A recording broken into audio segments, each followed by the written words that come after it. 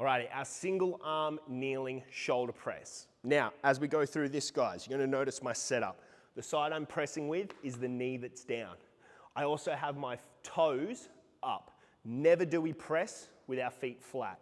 We need to create that posterior tilt in the hips, so we're making sure that we're locking forward, because as I'm pressing, I don't want to let that bum go back. I'm in that posterior tilt, and you can't effectively achieve that toes flat on the floor. From here, I'm grabbing the dumbbell. I have my elbow out slightly on a 45. From there, I'm pressing up. The whole time that shoulder is staying depressed, so the shoulder's down. It's not coming up into elevation, stays depressed.